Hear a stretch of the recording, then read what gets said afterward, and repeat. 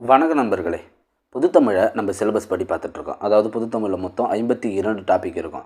இந்த 52 டாப்பிக்கையும் புதிய புத்தகம், பழைய புத்தகம், புத்தகத்தில் இல்லாத மிக முக்கியமான தகவல்கள் மற்றும் அதனுடைய டிஎன்பிசி ப்ரீவியஸ் இயர் கொஸ்டின் இது அனைத்தையுமே கவர் பண்ணி நம்ம 1 by 1 வீடியோவாக பார்த்துட்ருக்கோம். இதுவரை முடித்த வீடியோவை சேனலில் போட்டிருக்கோம். சேனலோட பிளேலிஸ்ட்டில் போய் நீங்கள் செக் பண்ணி பார்த்துக்கலாம்.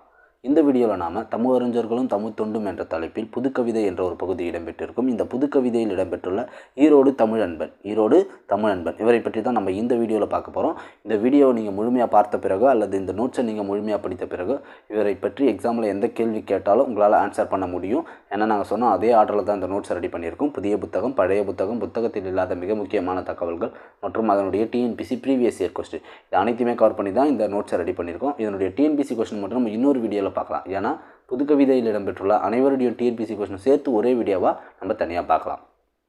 நாங்கள் போடுற இந்த வீடியோ அனைத்தையுமே சிலபஸ் வைஸ் வீடியோ அனைத்தையுமே நீங்கள் ஒரு நோட்டு போட்டு எழுதி படிங்க. அதுதான் உங்களுக்கு பயனுள்ளதாக இருக்கும். எழுத முடியாதவங்க மட்டும் இந்த பிடிஎஃப்பை பெற்றுக்கொள்ளலாம். ஒர்க் போய்ட்டு படிக்கிறவங்க இருப்பீங்க, இல்லை வேறு சில காரணங்களால் உங்களுக்கு சரியான நேரம் கிடைக்காது. நீங்களாக மட்டும் இந்த பிடிஎஃப்பை பெற்றுக்கொள்ளலாம். வீடியோட எண்டில் ஒரு வாட்ஸ்அப் நம்பர் கொடுப்போம். அந்த நம்பருக்கு டெக்ஸ்ட் பண்ணி புதுத்தமிழுக்கான ஃப்ரீ பிடிஎஃப் மற்றும் கம்ப்ளீட் பிடிஎஃப்பை நீங்கள் பெற்றுக்கொள்ளலாம். வீடியோட எண்டில் தான் வாட்ஸ்அப் நம்பர் கொடுப்போம். அதனால் வீடியோவை ஸ்கிப் பண்ணாமல் முழுமையாக பாருங்கள். ஈரோடு தமிழன்பன் இவரை பற்றி 9ஆம் வகுப்பு புதிய புத்தகத்தில் தமிழ் ஓவியம் என்ற ஒரு பாடம் கொடுத்துருக்காங்க. இந்த பாடத்தில் இடம்பெற்றுள்ள தகவல்கள் அனைத்தையும் பார்த்துடலாம். இந்த பாடத்தில் இடம்பெறாத மிக முக்கியமான தகவல்களையும் நம்ம பார்க்கலாம். ஃபஸ்ட்டு பாயிண்ட் பாருங்கள். ஈரோடு தமிழன்பனின் இயற்பெயர். ஈரோடு தமிழன்பனின் இயற்பெயர் ஜெகதீசன். இவருடைய இயற்பெயர் என்னென்னா ஜெகதீசன். இவருடைய பெற்றோர் பெயர், ஈரோடு தமிழன்பனின் பெற்றோர் பெயர் நடராஜன் வள்ளியம்மாள். தந்தையினுடைய பெயர் நடராஜன், தாயினுடைய பெயர் வள்ளியம்மாள். இவர் பிறந்த ஊர் சென்னிமலை. இது ஈரோடு மாவட்டத்தில் உள்ளது. ஈரோடு தமிழன்பன் பிறந்த ஊர் ஈரோடு மாவட்டத்தில் உள்ள சென்னிமலை.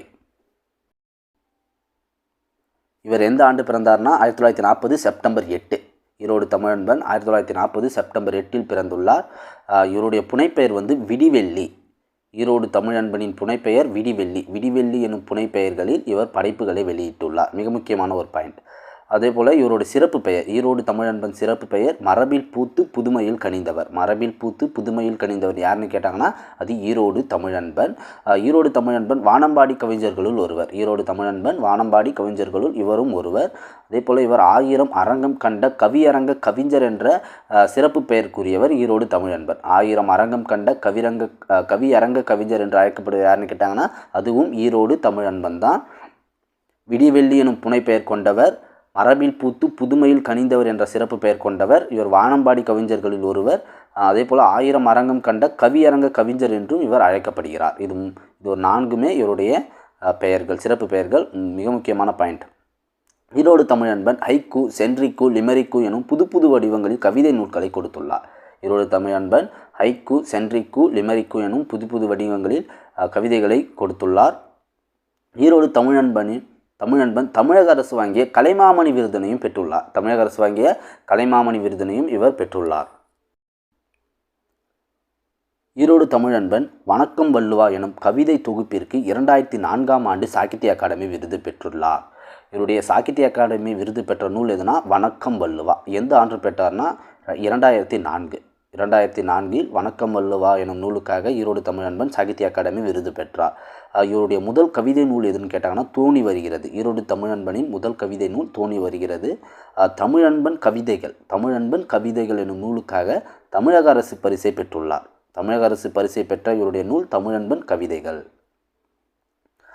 அதே போல் தனிப்பாடல் திரட்டு ஒரு ஆய்வு எனும் ஆராய்ச்சிக்காக முனைவர் பட்டமும் இவர் பெற்றுள்ளார். தனிப்பாடல் திரட்டு ஒரு ஆய்வு எனும் ஆராய்ச்சி நூலுக்கு இவர் முனைவர் பட்டமும் பெற்றுள்ளார். ஒரு பூவின் மலர்ச்சியும் ஒரு குழந்தையின் புன்னகையும் புரிந்து கொள்ள அகராதிகள் தேவைப்படுவதில்லை என்று ஈரோடு தமிழன்பன் கூறுவார். இது இவருடைய மிக முக்கியமான ஒரு கூற்று. ஒரு பூவின் மலர்ச்சியும் ஒரு குழந்தையின் புன்னகையும் புரிந்து கொள்ள அகராதிகள் தேவைப்படுவதில்லை என்று ஈரோடு தமிழன்பன் கூறுவார். இவரை பற்றி நம்ம இந்த அளவுக்கு தெரிஞ்சிருந்தால் போதும். அடுத்து நம்ம பாடல் வரி பார்க்கலாம். 9ஆம் வகுப்பு புதிய புத்தகத்தில் இடம்பெற்றுள்ள தமிழ் ஓவியம் அந்த பாடல் வரி பார்க்கலாம். அதுக்கு முன்னாடி நம்ம பார்த்ததை ஒரு டைம் ரிவிஷன் பண்ணிடலாம். இவருடைய இயற்பெயர், ஈரோடு தமிழன்பனின் இயற்பெயர் ஜெகதீசன். இவருடைய பெற்றோர் பெயர், தந்தையின் பெயர் நடராஜன், தாயின் பெயர் வள்ளியம்மாள். பிறந்த ஊர் சென்னிமலை. இது ஈரோடு மாவட்டத்தில் உள்ளது. பிறந்த ஆண்டு 1940 செப்டம்பர் 8. இவருடைய புனைப்பெயர் விடிவெள்ளி. அதே போல இவர் மரபில் பூத்து புதுமையில் கனிந்தவர் என்ற சிறப்பு பெயர் பெற்றவர்.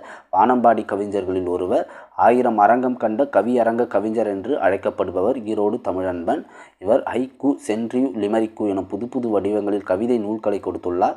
கலைமாமணி, தமிழக அரசு வழங்கிய கலைமாமணி விருதினையும் இவர் பெற்றுள்ளார். வணக்கம் வள்ளுவா என்ற நூலுக்காக 2004ஆம் ஆண்டு சாகித்ய அகாடமி விருது பெற்றுள்ளார். ஆண்டு பார்த்துங்க 2004. இவருடைய முதல் கவிதை நூல் தோணி வருகிறது. தமிழன்பன் கவிதைகள் எனும் நூலுக்காக இவர் தமிழக அரசின் பரிசை பெற்றுள்ளார். இவருடைய தனிப்பாடல் திரட்டு ஒரு ஆய்வு எனும் ஆராய்ச்சிக்காக முனைவர் பட்டமும் ஈரோடு தமிழன்பன் பெற்றுள்ளார். ஒரு பூவின் மலர்ச்சியும் ஒரு குழந்தையின் புன்னகையும் புரிந்து கொள்ள அகராதிகள் தேவைப்படுவதில்லை என்பது ஈரோடு தமிழன்பனின் மிக முக்கியமான ஒரு கூற்று. அவ்வளோதான் நண்பர்களே, தகவல்கள் அனைத்தையும் நம்ம பார்த்துட்டோம். பாடல் வரி பார்க்கலாம். காலம் பிறக்க முன் பிறந்தது தமிழே, எந்தன் காலமும் நிலையாய் இருப்பதும் தமிழே. அகமாய் புறமாய் இலக்கியங்கள் அவை அமைந்ததை சொல்லும் இலக்கணங்கள். நிகரில்லா காப்பிய பூவனங்கள் உன் நெஞ்சம் நடத்தட்டும் ஊர்வலங்கள். காலம் பிறக்க முன் பிறந்தது தமிழே, எந்தன் காலமும் நிலையாய் இருப்பதும் தமிழே. ஏன் இருட்டென கேட்டு வரும் நீதி ஏந்திய தீபமாய் பாட்டு வரும். மானிட மேன்மையை சாதித்திட குரல் மட்டுமே போதுமே ஓதி நட. காலம் பிறக்க முன் பிறந்தது தமிழே, எந்தன் காலமும் நிலையாய் இருப்பதும் தமிழே. எத்தனை எத்தனை சமயங்கள் தமிழ் ஏந்தி வளர்த்ததை தாயெனவே. சித்தர் மரபிலே தீதருக்கும் புது புது சிந்தனை வரிகள் பாய்ந்தனவே. காலம் பிறக்கு முன் பிறந்தது தமிழே, எந்தன் காலமும் நிலையாய் இருப்பதும் தமிழே. விரலை மடக்கியவன் இசையில்லை தமிழ் வீணையில் என்று சொல்வது போல். குறைகள் சொல்வதை விட்டு விட்டு புது கோலம் புனைந்து தமிழ் வளர்ப்பாய். புது கோலம் புனைந்து தமிழ் வளர்ப்பாய். இந்த பாடலுக்கு பொருள்லாம் தேவையில்லை, ஏன்னா படிக்க சொல்லி உங்களுக்கு புரிஞ்சிருக்கும். மறுபடியும் டைம் படிக்கிறேன் பாருங்கள். காலம் பிறக்க முன் பிறந்தது தமிழே, எந்தன் காலமும் நிலையாய் இருப்பதும் தமிழே. அகமாய் புறமாய் இலக்கியங்கள், அதாவது சங்க இலக்கியங்கள். தமிழின் பழம் இலக்கியமான சங்க இலக்கியங்கள் 2 பொருட்களில் பாடியிருப்பாங்க. ஒன்று அகப்பொருள், இன்னொன்று புறப்பொருள். அதான் அகமாய் புறமாய் இலக்கியங்கள். அவை அமைந்ததை சொல்லும் இலக்கணங்கள்.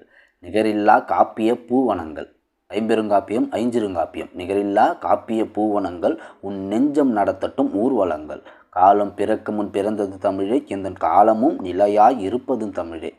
ஏன் இருட்டென கேட்டு வரும் நீதி ஏந்திய தீபமாய் பாட்டு வரும்.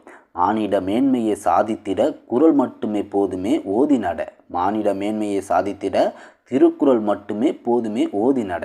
காலம் பிறக்கு முன் பிறந்த தமிழே, எந்தன் காலமும் நிலையாய் இருப்பதும் தமிழே.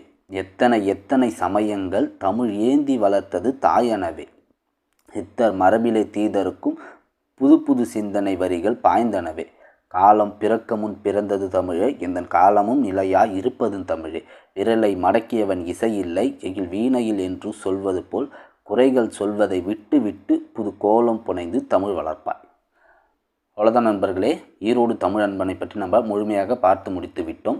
இந்த பிடிஎஃப் பெறுவதற்கான வாட்ஸ்அப் நம்பர் உங்களுக்கு நாங்கள் கொடுக்குறோம். இங்கே பாருங்கள், இங்கே ஒரு வாட்ஸ்அப் நம்பர் கொடுத்துருக்கோம் பாருங்கள். 7395984198. 7395984198. இந்த வாட்ஸ்அப் நம்பருக்கு டெக்ஸ்ட் பண்ணுங்கள். புது தமிழ் பிடிஎஃப்னு டெக்ஸ்ட் பண்ணுங்கள். டெக்ஸ்ட் பண்ணின உடனே உங்களுக்கு ஒரு டிரைவ் லிங்க் நாங்கள் சென்ட் பண்ணுவோம். அந்த டிரைவ் லிங்க்கை ஓப்பன் பண்ணி முழுமையாக படித்து பாருங்கள். உங்களுக்கு கண்டிப்பாக பயனுள்ளதாக இருக்கும். கண்டிப்பாக உங்களுக்கு அந்த டிரைவ் லிங்க் பயனுள்ளதாக இருக்கும். மறக்காமல் வாட்ஸ்அப் நம்பருக்கு டெக்ஸ்ட் பண்ணி பொது தமிழுக்கான ஃப்ரீ பிடிஎஃப் மற்றும் சிலபஸ் வைஸ் உள்ள இந்த கம்ப்ளீட் பிடிஎஃப்பை நீங்கள் பெற்றுக்கொள்ளுங்கள். நன்றி.